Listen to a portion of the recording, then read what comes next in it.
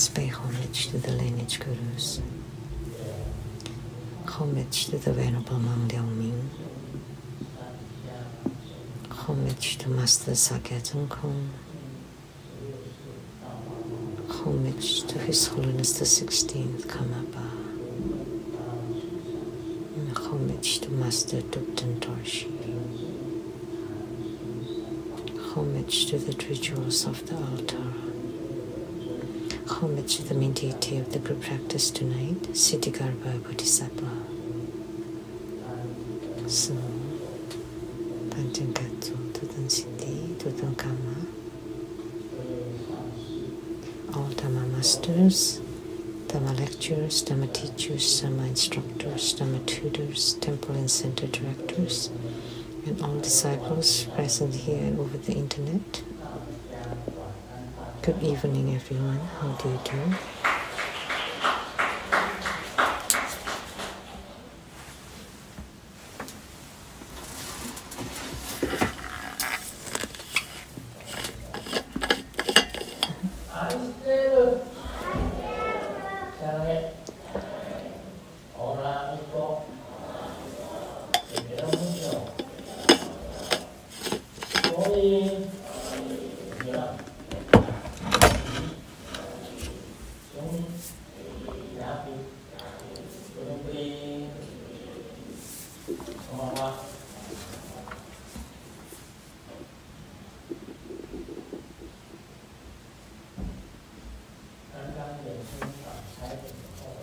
Just now, when I opened my eyes, I thought it's daybreak, and yet it's still dark.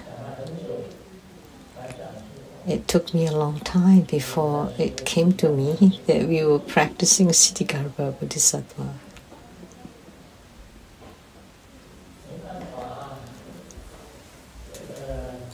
What can I do?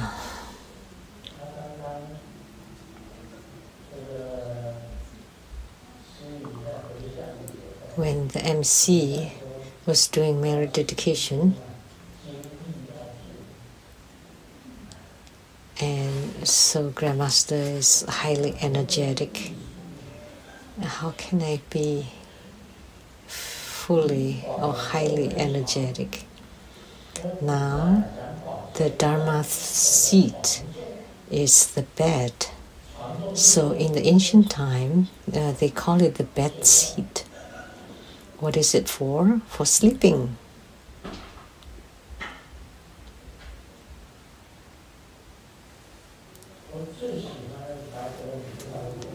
My favorite song, do you know which one? The lullaby. Who did this? Who said that?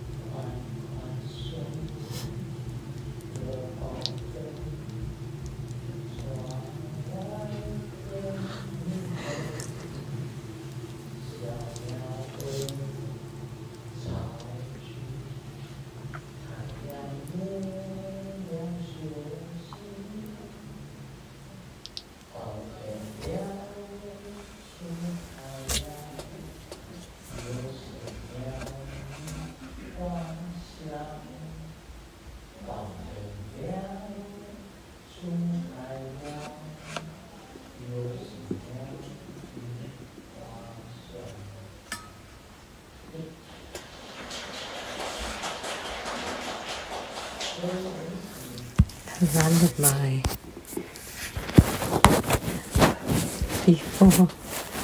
Before it's even started, I've fallen asleep, and when I woke up, is it daybreak? But it's not. And the merit dedication,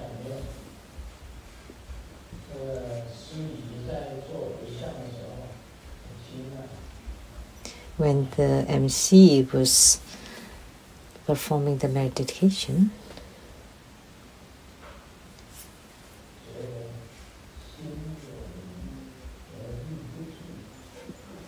I feel like my energy is not up to what I like to. Now I have to sleep 3 times a day. At night,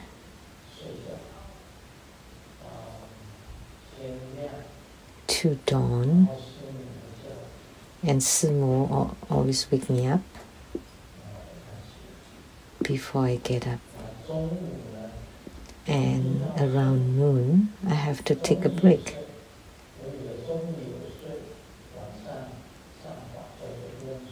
And I thought by taking a nap in the afternoon, I don't have to fall asleep on the Dharma throne, but I still did.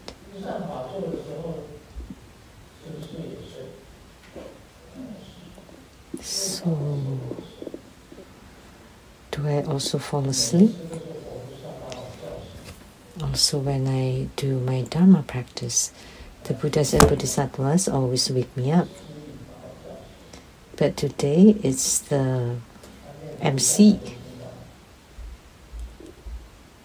And I heard it when she asked me to do the merit dedication.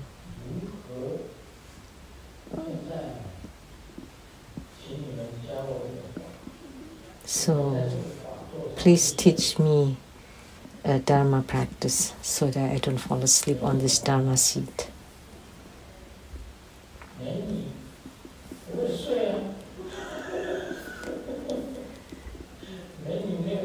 Oh, a beautiful lady has no use. I would still fall asleep. Especially at our Lechang temple. They're all old ladies.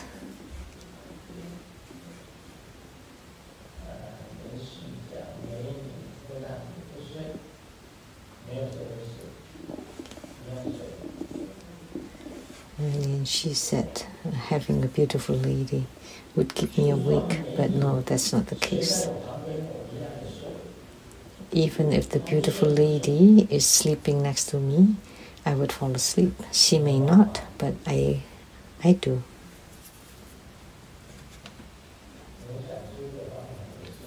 So find a way for Grandmaster, okay?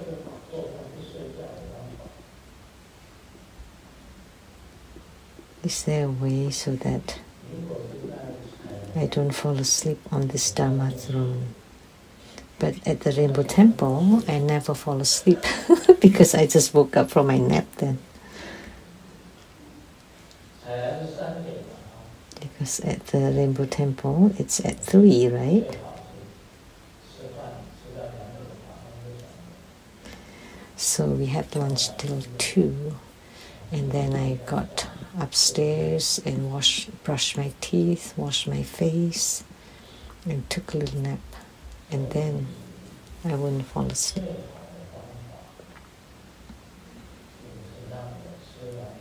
So the best way, after dinner, and then taking care of the teeth, I have to come here. So before dinner, that's at the True Buddha Foundation, I had to paint and perform a Dharma practice.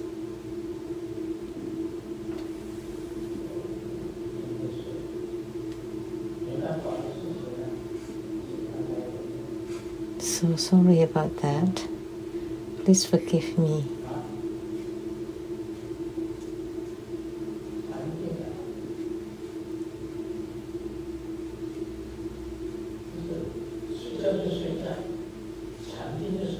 No, falling asleep is falling asleep. Meditating is meditating.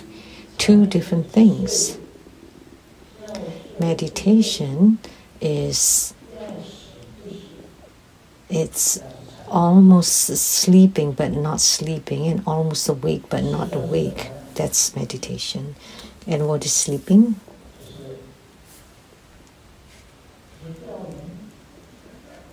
It's when you're nodding your head like fishing.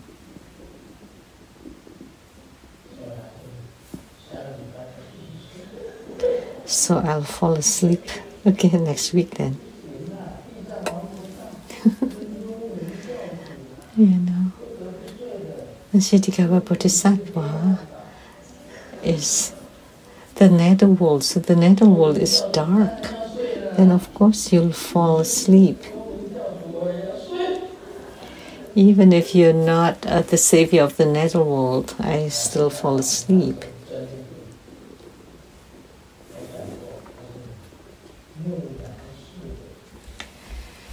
And I've said this, that Siddhikapa Bodhisattva used the method of the shepherd to deliver sentient beings. He's at the last, so he's willing to become a Buddha after all sentient beings become Buddhas.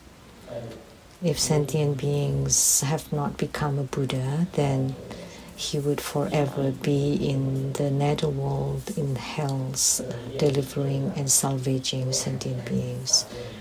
That's the greatest vow. That's why we refer to him as Siddhikapa Bodhisattva with the greatest vow.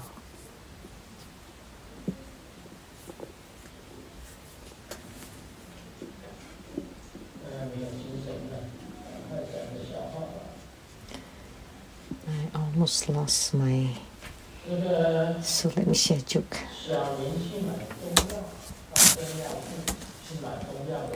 Xiaomin went to the Chinese herbal store to buy some Chinese herbs, and the seller went to the back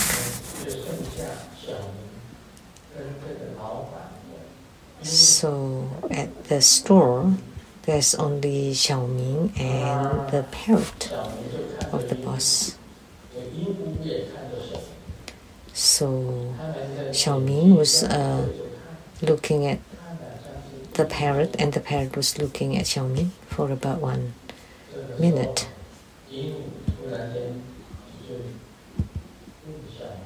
So all of a sudden, the parrot asked Xiaomin, "Are you a mute? Why don't you say anything?"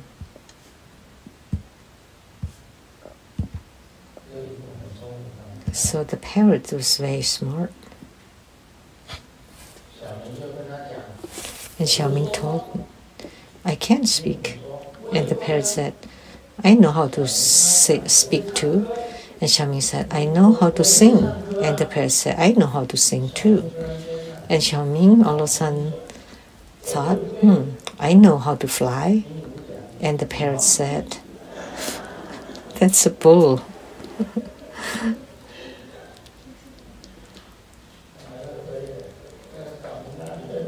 How could Xiaomin can fly? The parrot can. And there's another joke about the parrot. But it can only be understood by Taiwanese.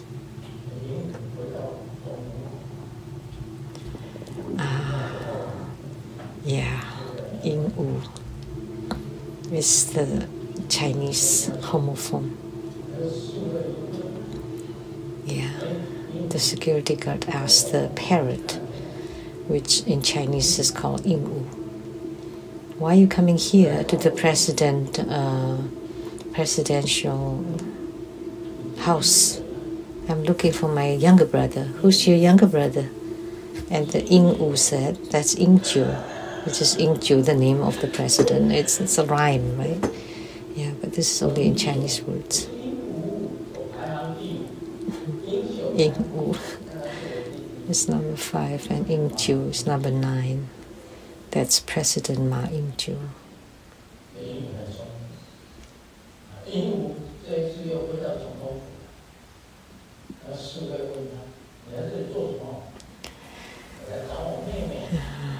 Yeah, this is also the pun, the same.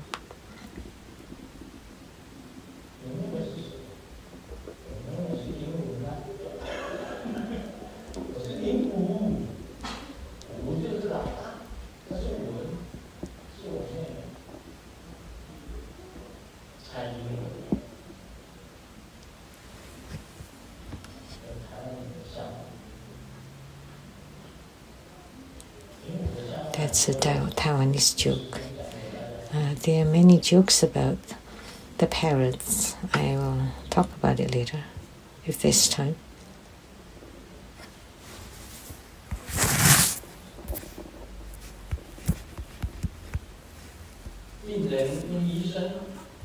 The patient asked the doctor, "I've lost sleep for 3 days. What should I do?" The doctor said, "Okay, let me give you some pills. The red one, you will dream of Shiro Chen. The white one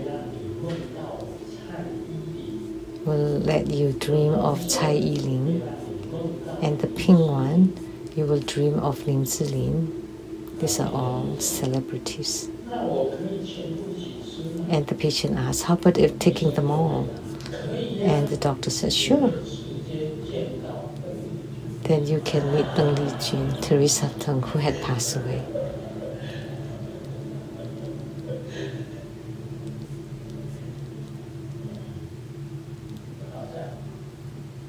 That's funny.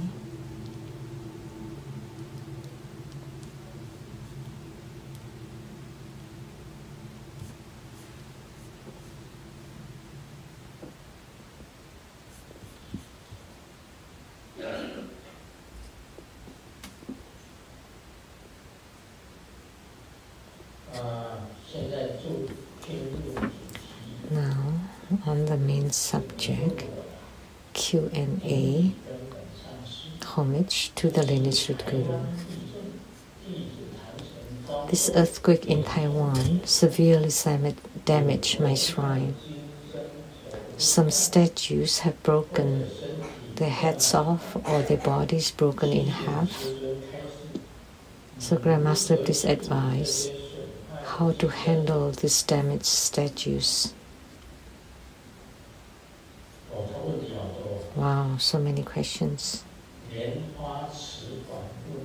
Question by Lianhua Cifan.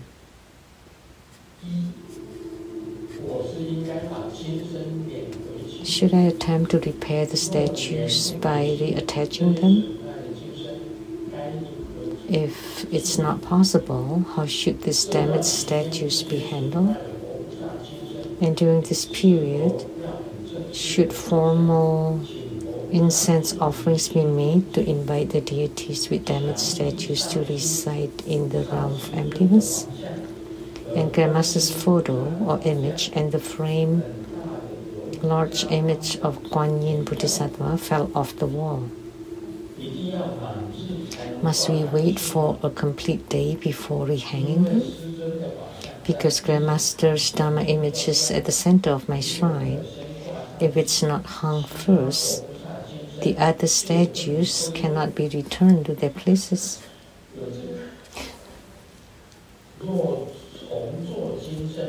If the statues have been repaired and prepared, can consecration and blessing by Grandmaster during the group practice be achieved by holding a cell phone or smartphone towards the statues?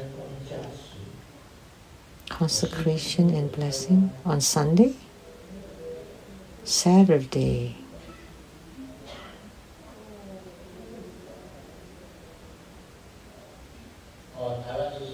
It's Sunday in Taiwan, but Saturday's group practice.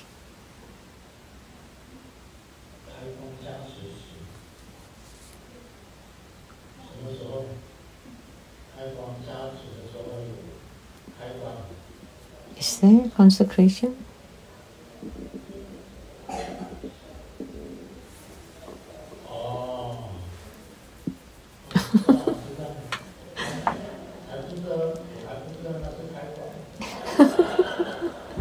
I didn't know that includes consecration.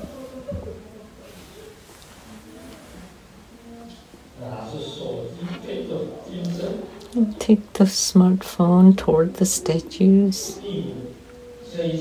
The question number 5. Does the damage to the statues in my shrine indicate a warning to me? 6. Will it affect my future, my fortune and health? Oh, so many questions. Do you think too much?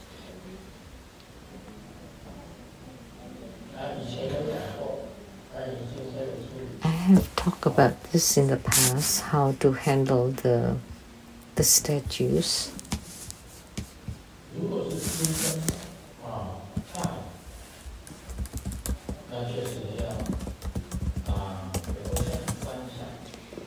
statues are broken, you need to visualize the deities to rise to the sky.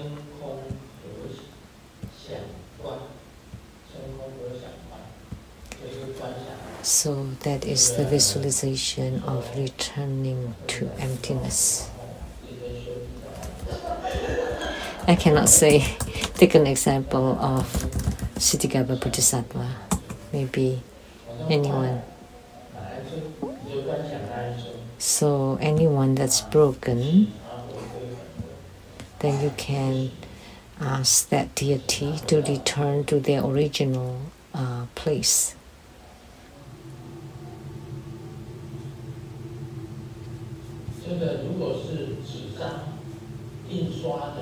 If it's printed on papers or porcelain, and you cannot use it anymore, you can throw it away using this hand, this way. Actually, you can just have them return to the emptiness, or you can burn them. If something can be burned, you can burn it.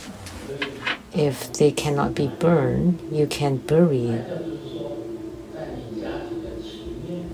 Like in your garden, your yard, you can bury them under the soil, under the ground.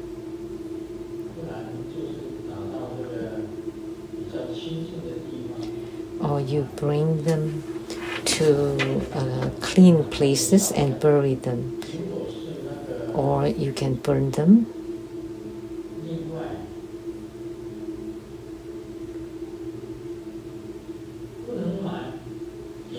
If you can bury, you can burn, you can put them in flowing water. 3 different ways.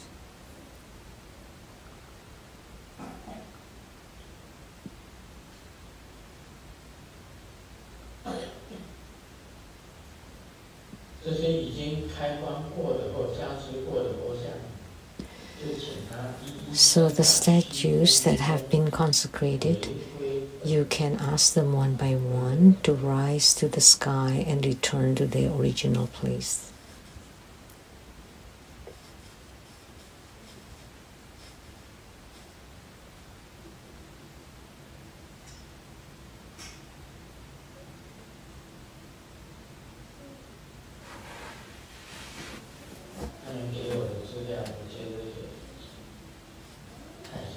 This reference that they gave me is too little.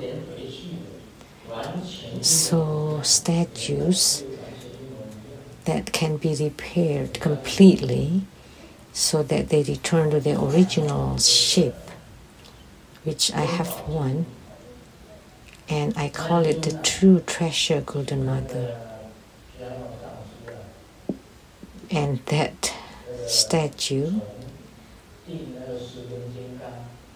was a statue of Golden Mother when Master Piano was hanging the Kalachakra Tanka. He fell down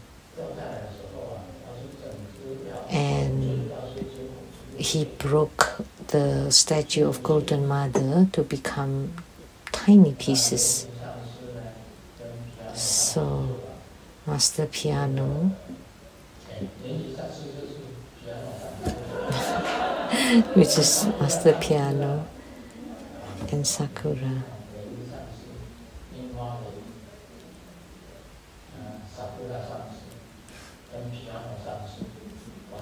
Sakura and Piano took them, gathered the pieces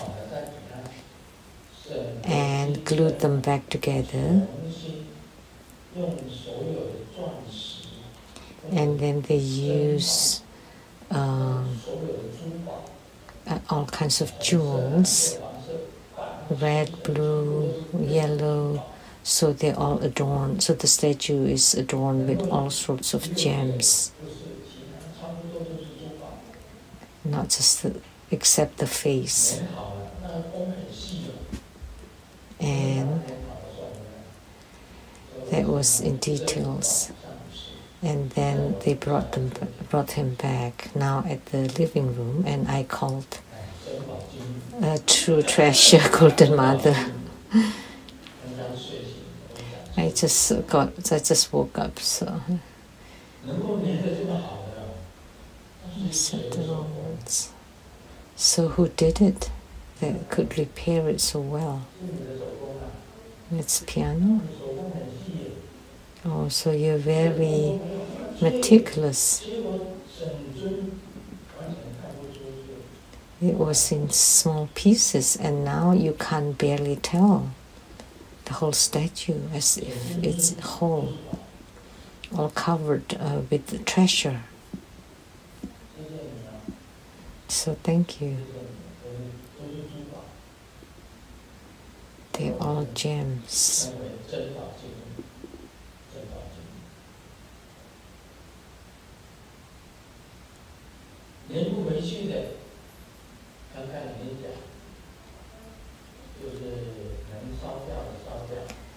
So as I said, if you can't repair the statue, then those that can be burned, you can burn, or you can bury, or you in the clean earth, or put it in flowing water.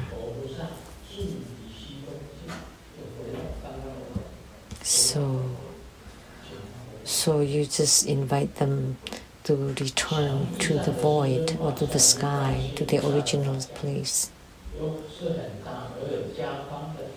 And Grandmaster's photo or image and the large image of Kuan Yin Bodhisattva are huge. Do we have to wait for the complete day? No, any day is fine.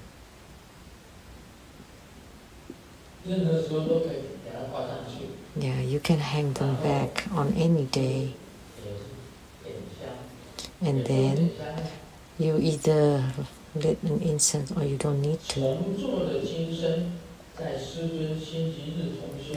So when the statues have been repaired or prepared, so take the smartphone toward the statues during the consecration and blessing by Grandmaster after the group practice. That's fine. So it's the same as being reconsecrated or blessed. So this damage to my statues in the shrine indicate a warning. Let me tell you, don't think about this.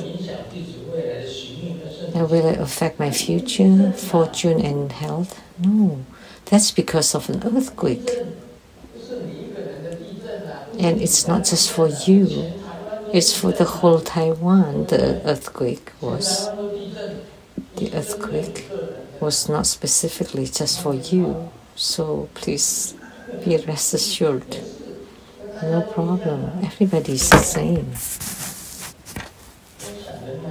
Don't think too much. Don't think in such details that everything is a warning.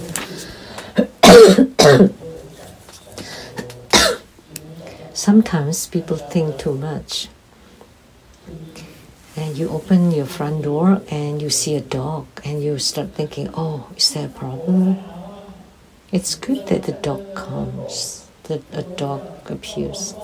Because the dog would bark, wang wang wang in Chinese. And you see a cat. Oh, is that a warning? And they say meow meow. And then it's time for you to attend group practice.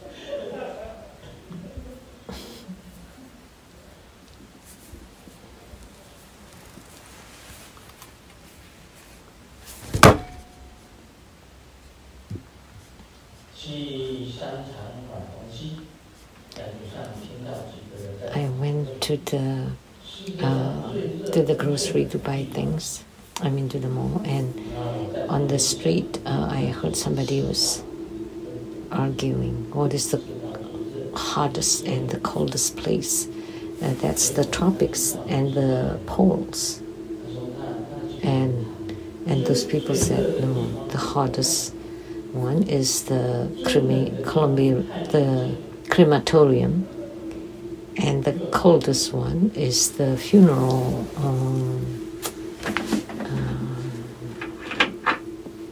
the refrigerator for the corpse. So everybody thinks differently. The husband asks the wife. No, the wife asks the husband, or the husband asks the wife. No, the husband asks the wife, if I get Alzheimer when I'm old, what should we do? Oh, that's good. Then the woman you see every day is different.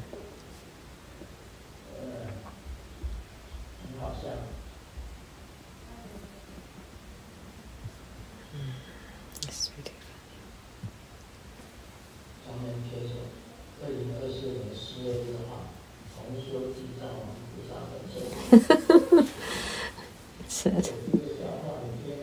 It's a joke.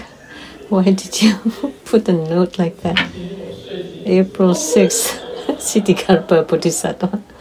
Is to remind me if I fall asleep.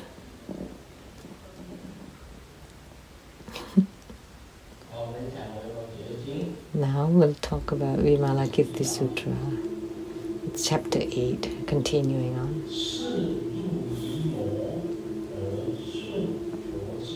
They appear to be a demon, yet following the wisdom of the Buddha and not adhering to other teachings. This statement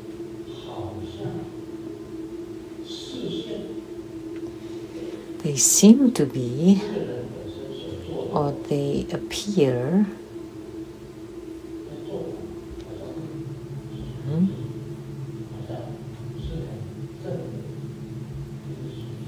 to be deviant, to be evil, malicious.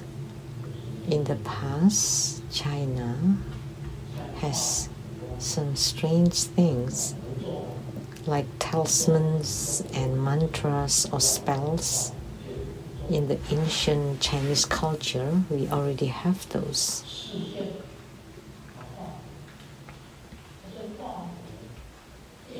They appear to be drawing talismans, but actually they are delivering sentient beings. Or chanting mantras. Is actually following the wisdom of the Buddha and not the other teachings. They seem to be deviant, but actually what they do are all the proper or the right ones. Vimalakirti said.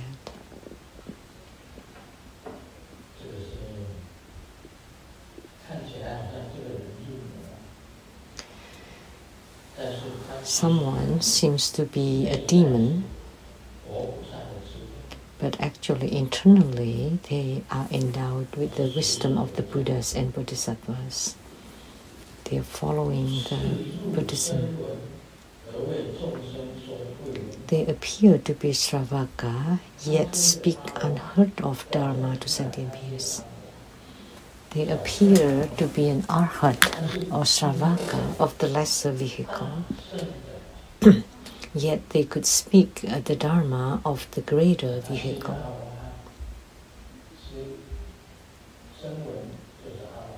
So a Sravaka is an arhat at the highest level. Yet they can teach the Dharma of the greater vehicle, the Dharma of the Bodhisattvas, although he's just an arhat.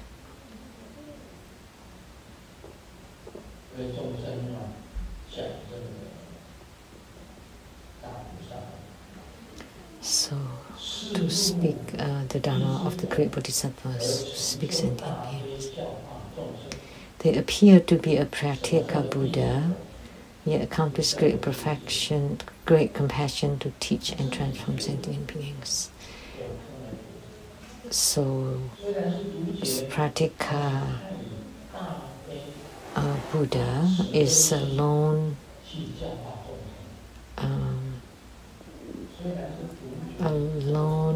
realized one, but they can teach sentient beings with great compassion. They appear to be poor, yet possess the treasure hand of inexhaustible virtue. Although they look poor and have no money, but jewels adorn all their body. Although they are very poor, the Dharma they speak is a Dharma treasure, and they give this Dharma treasure to sentient beings. A very poor person, but what they say is all Dharma treasures. So, sentient beings benefit from this giving. So, a poor person who can speak true Buddha Dharma is a great giving. So, Dharma jewels. The treasure hand of inexhaustible virtue. They appear to be disfigured, yet have all the marks of excellence to adorn themselves. They may be handicapped, they are handicapped, or they look ugly and disability, and with disability. But internally, just like the Buddhas and Bodhisattvas, very dignified and magnificent. So don't judge if someone is ugly or disabled without arms and legs, and we should not look down upon them, because internally they are Buddhas and Bodhisattvas. That internally their appearance, their looks internally is very magnificent. So this is non-dual Dharma. Even the ugliest one is Buddha or Bodhisattva. But we cannot flip it around and say that Buddhas and Bodhisattvas are ugly. Although they are disabled, but they are still Buddhas and Bodhisattvas. They still appear very dignified and magnificent. They appear to be lowly, yet give rise to the family of Buddha seeds endowed with all virtues. And they do the lowest kind of work, but in their hearts, the Buddha seed endowed with all the merits of the Buddhas. And we have such a person in True Buddha School. Let me tell you, in Kaohsiung, I deliver a person, and do you know what they did? She was a prostitute.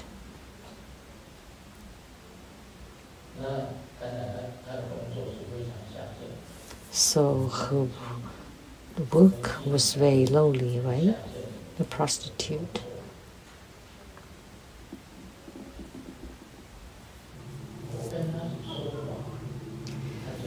I give Dharma teaching to her and she accepted it.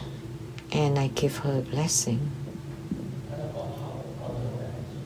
And her Dharma name I still remember till now.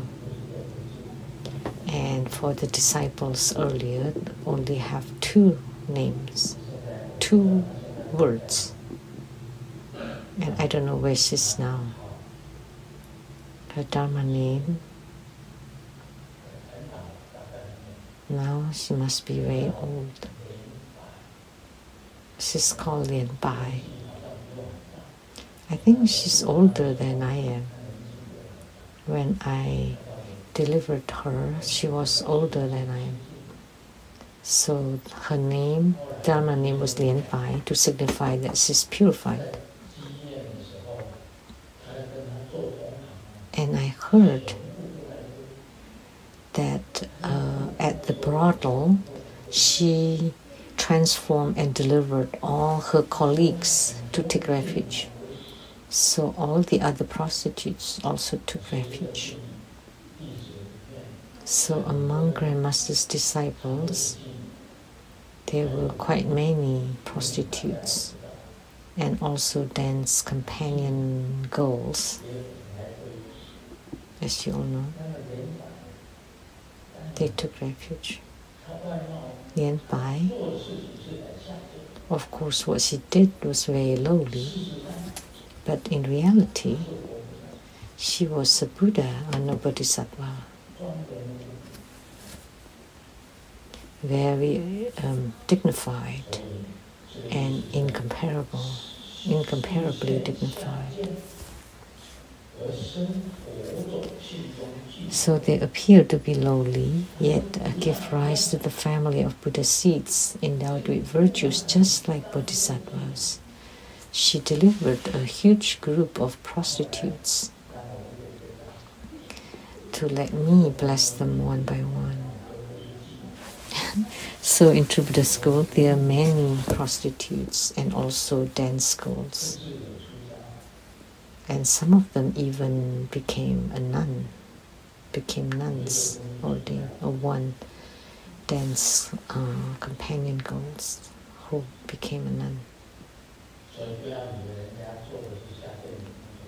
So don't judge that they do lowly work, but actually they are also endowed with Buddha seed and endowed with virtues. So that's very precious.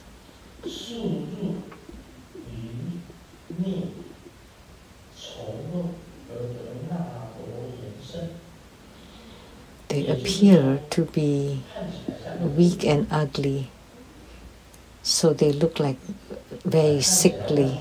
They look sickly, very weak, yet attain the body of Narayana, heaven, the place or the Deva or the God with great power. So actually they are very powerful, just like that prostitute. She has great power. So by delivering one prostitute, she delivered hundreds of other prostitutes. So she was powerful. So don't think because they are lowly, they have no Buddha seeds. They are still adorned with magnificence. The same with the nightclub girls. So they appear to be lowly, yet give rise to the family of Buddha seed endowed with all virtues. They appear to be weak and ugly, yet they attain the body of Narayana Deva, delightful to all beings. Although they look very fragile and ugly, but they are delightful to all beings. Actually, all sentient beings are Buddha seeds. There is no exception. There is nobody that's inappropriate. Any sentient being is the seed of a Buddha, whether they are good or bad, lowly or ugly, strong or ill.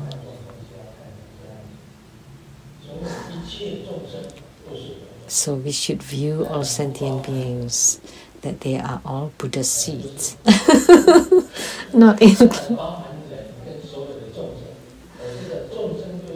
including all humans, all sentient beings, meaning all living beings, not just humans. They all have seeds of the Buddha. So how about ghosts? Yes, ghosts too. How come ghosts are Buddha seeds too? Because when the ghosts cultivating, that they would reach a certain fruition and they would be called the ghost spirits or the sage, ghost sage. In Taoism, there are many levels of sagehood, and there are many different levels of fruition, and one of them is ghost sage, which is the sagehood reached by a ghost cultivating. So the intangible ghosts can also cultivate spiritually, and when they reach attainment, they become a ghost sage. Therefore, all sentient beings are Buddha seeds. So what Vimalakirti meant was that all sentient beings are Buddha seeds. Therefore, we cannot look down upon any single being or any person.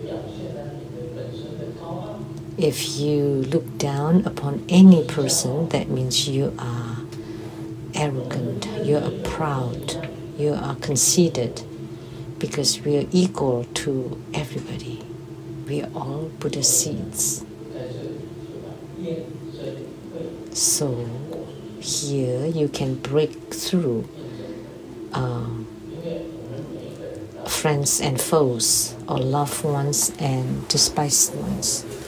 Because most people would like certain people and dislike other people. So you like someone, that must be because there's something you like or something you dislike. But if you have attainment, then you cannot have despise or hatred. You treat everyone as a Buddha.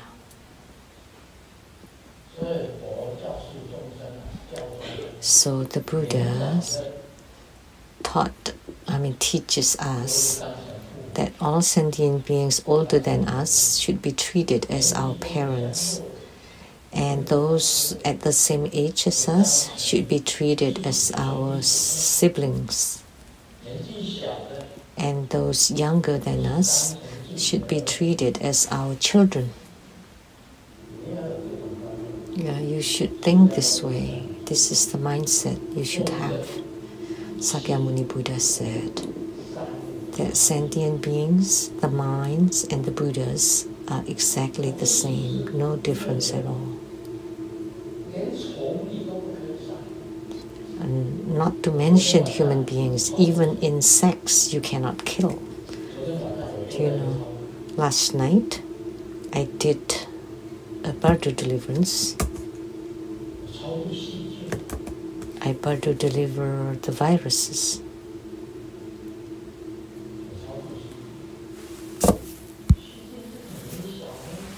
Viruses are very tiny and can harm you. And yet I also bardo deliver all the viruses, all the germs. Even the germs, the viruses and bacteria are also Buddha seeds, and also mice and insects and all the ghosts, they are all Buddha seeds. As long as they are on the right path. Of course, there are also good ghosts and bad ghosts, evil ghosts. Actually, good or bad is also of the moment, fleeting. So sometimes I think in the past, the disciples that Grandmaster taught, some have left True Buddha school, some even slandered True Buddha school, but actually they're all Buddha seeds. So we cannot reprimand them. I wrote the book the Vajra wrathful face and the fire of anger of the clay bodhisattva, and a few books on the ghost witch. You know, actually that was not right to write those books. But this is in order to teach other sentient beings. So the merit or the credit of what I did, because for the sake of other people, and the faults of criticizing them would be equalized. Actually, I should not look down upon them. At those times, I did not know any better, so that was wrong to undermine others. Don't think that you are the right one, and you're the proper one, and they are the deviant one or the malicious one, because even the evil ones are also Buddha seeds. See, Vimalakirti is teaching us.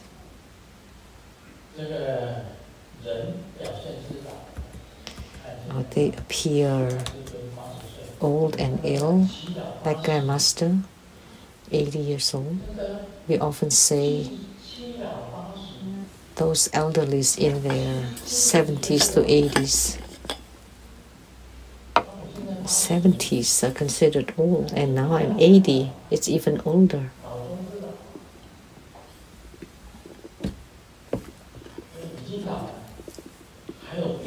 So, old and ill. Is there an old person without sickness? Old age and sickness are intertwined together. But when you see those, you should not feel dislike. You should have empathy and sympathy and compassion instead. So they appear to be old and ill, yet forever cut off the root of illness, transcending the fear of death. So these people, although they're old and their body is sick, but their mind and their heart are not sick.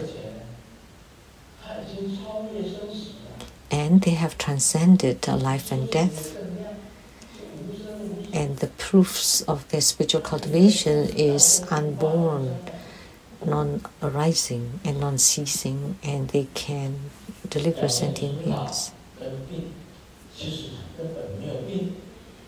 So they appear old and ill, but actually they have no illnesses, and they can deliver sentient beings.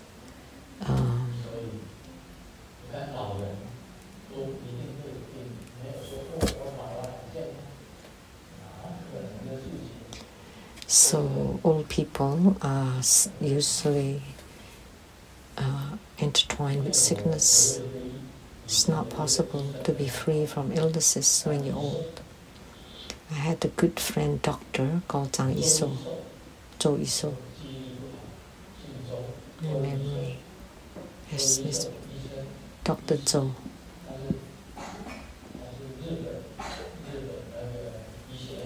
He graduated from Japan medical school and went back to Taiwan, and he had a very good medical skill.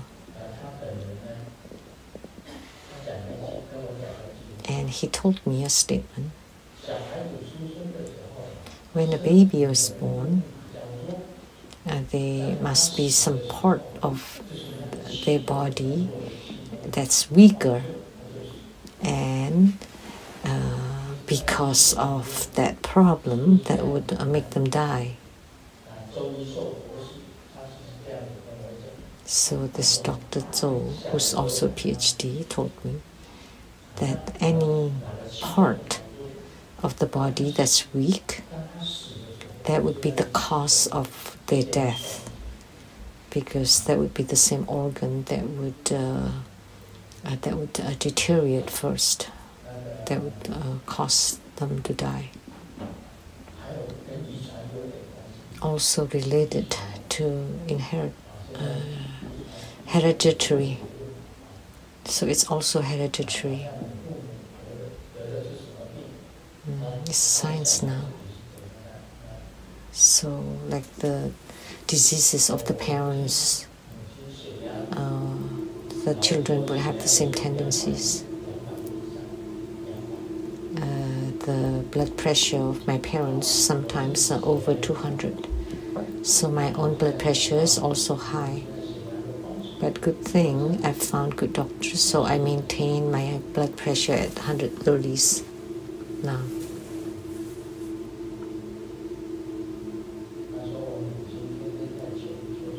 My mom used to pray a lot every day. I was talking about it at the dinner table tonight. Before you die in the future, what is the best way?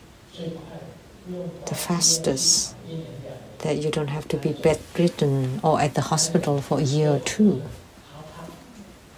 The best kind is heart attack. Then you die. Or brain hemorrhage, but you don't want to be in a coma. It has to be a bad one, and then you just die very fast, like my mother. She knew that she was about to die.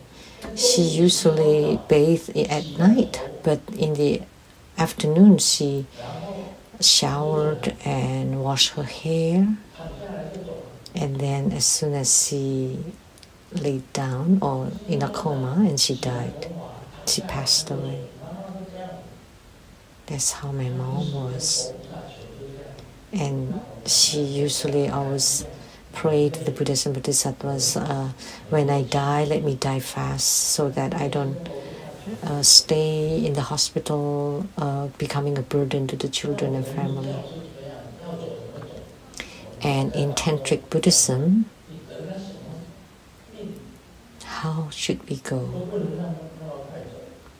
Doesn't matter what illness that you suffer from, it would take time.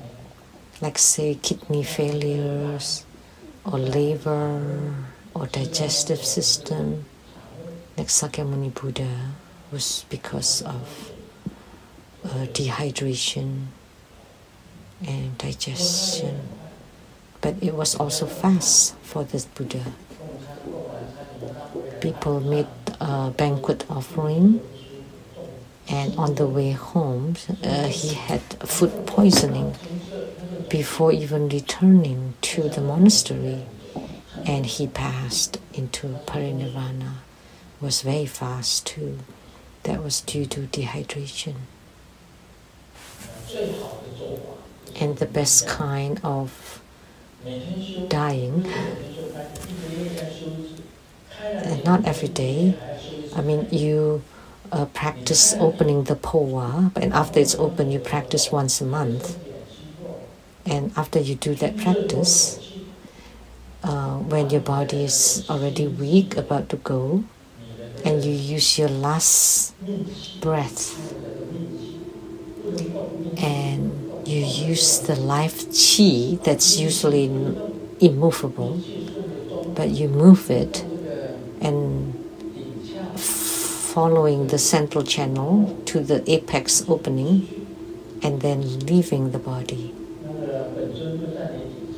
And the yidam is above your crown, and you enter into the central channel of the yidam, reaching into his heart. Then you will go to the place of the yidam, or the pure land of the yidam. So the best way in Tantric Buddhism is the poa practice, which means the opening of the apex. the tip of the crown, opening of the tip of the crown, or the apex. That's, see, Grandmasters, can you see? You can tell. There is an opening here at the apex. You use the qi that you usually practice, and you use the treasure vase energy yoga to push the life qi, follow the central channel, and then through the apex to leave the body. That would be the best kind. Or if you're sick in the hospital and you encounter a good master, and then they help you to open the gate to heavens, and then close off all the gates to the human realm, to the ghost and animal and all the other realms. So the opening to the earth, which is the urination and excretion at the bowel holes, and then the gate to the human, which is the navel, and ghosts. The gates to the ghostly realms are just from the eyes, ears, nose, mouth. Those are all blocked. And just opening the gate to heaven, which is the apex. And blocking the gate to hells, which is the 2 holes at the bottom, the sacral. And then to block the gate to the human, which is the navel. And to block all the roads to the ghostly realms, which is all the orifices on the head. Only the gate to heaven at the apex is open. But you need to encounter the best kind of guru in order to be able to do that. If you can't encounter such a master, you have to rely on yourself, on your own practice to open the apex. And you use all the qi and push them into the treasure vase, and to push it into the central channel, and then to move the life qi, and then move up the central channel, and then leave through the apex opening. That's the best kind of death. Nothing else. So old and ill, you cut off the root of illnesses, which means you actually have no illnesses, and you transcend life and death. You're not afraid of life or death.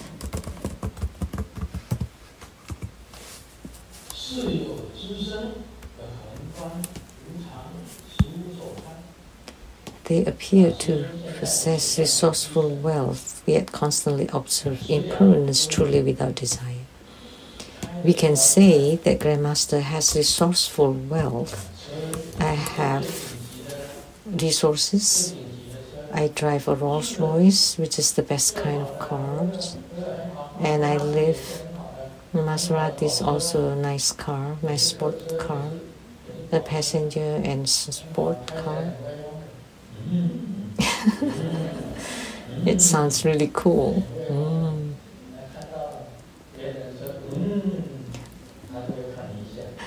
When they hear the sound, they would just look a little. So that's really quite cool when you drive the Rolls Royce.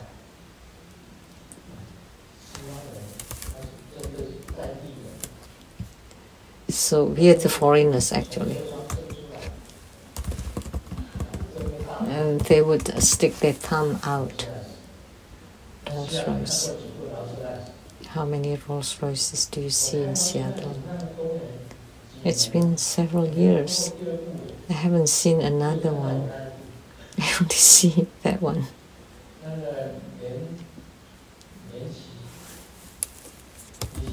Yanqi, you drive my car to fill the gas. Did they show their thumb? So that's the best. My residences are the best, and I have wealth. And they appear to be to be greedy, driving the best cars, live in the best houses, and also have resources, and disciples making offering, and I kept saying, no need, no need. And they became sad because they think too much, and maybe there's a meaning or disaster for Grandmaster not accepting, so they have to push it into me, or maybe I don't like them or something, so I had to accept them. I did not want those few pennies, but that's not what I meant.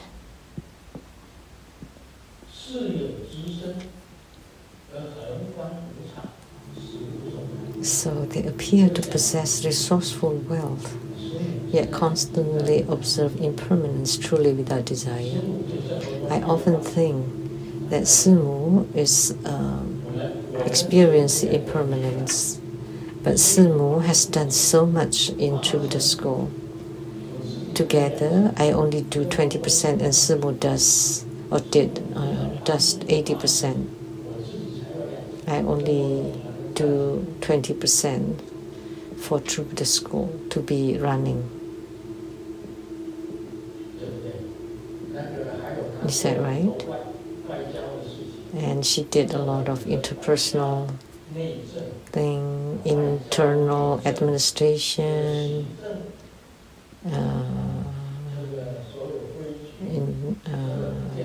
personnel, rules, building temples, and also making donations everywhere. And I'm rather quiet. I don't speak much. I only speak on the Dharma throne, but not at any other times.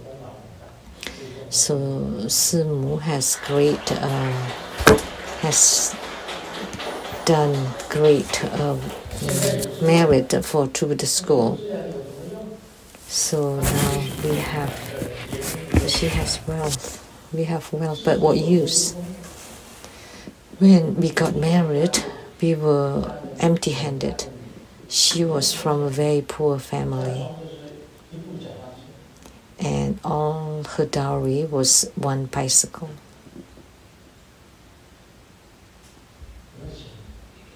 We had no money. She had no money. And of course, a few other things, not just the one bicycle, but the most expensive one was her bicycle. I was also empty-handed, but she was very good at entertaining guests. And for my spiritual consultation, she was accepting the phone calls, taking care of the housework, and she took care of everything. And I just give spiritual consultations and divinations. And then we built Tribhuta school, and all I did do is give Dharma teachings. So 80% was all done by her. But I know human life is impermanent. So she's also impermanent, and I'm also going through impermanence. And then in the future, I will return all the wealth to everyone. The other day, I have talked about it, that the house that I live in now would be returned to Tribhuta school, and tantric quarters and Sangyendu Foundation will belong to the people too.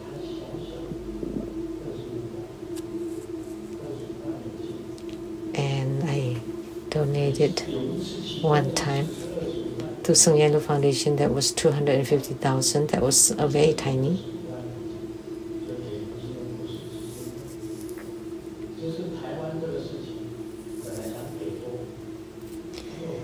And actually, for this Taiwan disaster, I was going to give more. There were 3 parties in Taiwan, KMT and DPP and one more. And what they donated is the same as what Grandmaster donated.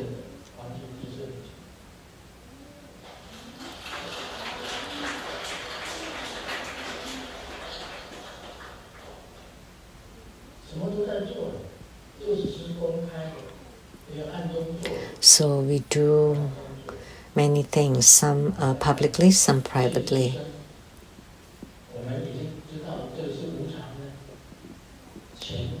So we know all these things are impermanent. So we are not greedy toward money or name. I myself have no desire at all. Maybe you think I do. The next one. They appear to have wives, concubines, and ladies, yet always stay far from the mire of the 5 desires. Vimalakirti had a wife, had many concubines, many mistresses, and Guru Padmasambhava, he also appeared. He had 5 great Buddha mothers, Ichichoga, Mandarawa, Sakyadevi, Kalachidi, and Tashi children. And the more famous ones, 25 Buddha mothers. And then the ones, nameless ones, 20,000 of them. 20,000 Buddha mothers or consorts. But did he have any desire? No. He performed those with pure heart and mind. He had no desire. That's how it is. The same with Vimalakirti. He had a wife. He had mistresses and countless goddesses following him.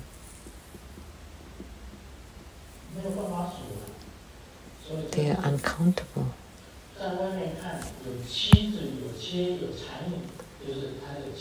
So, on the appearance, they have wives and concubines and ladies, which is like goddesses.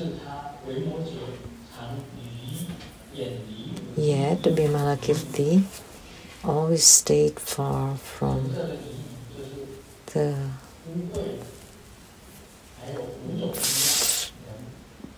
filth and the 5 desires, which is of wealth, sensual pleasures, sleep, name, and food. He's talking about himself.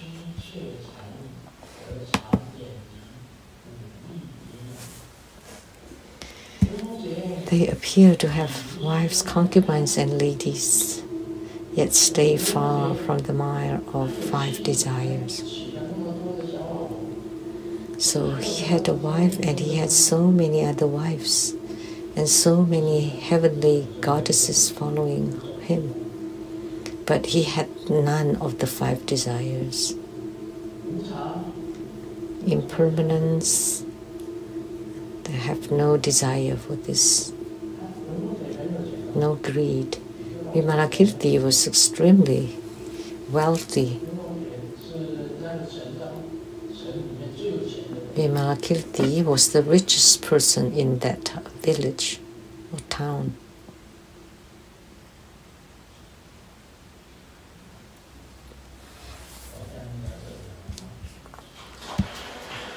Now do you understand? Let me share a joke. The most suffering is not that to get in line to buy something, it's that when you get there, it's sold out.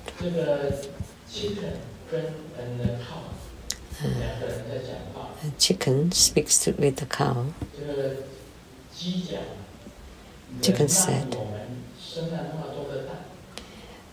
people make us lay so many eggs, and yet they don't want any children. And the cow say, so many people drink my milk, but nobody calls me mom.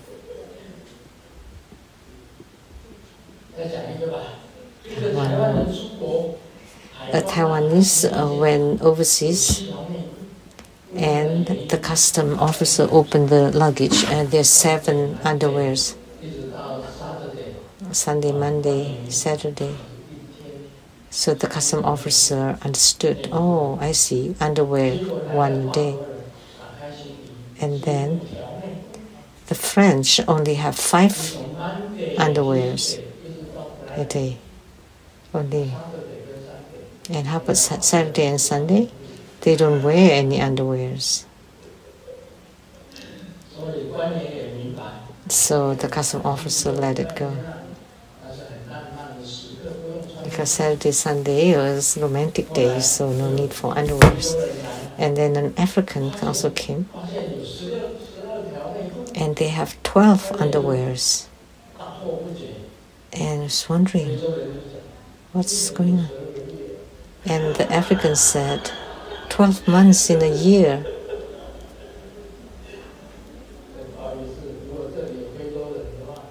Oh, I apologize if we have African Americans here,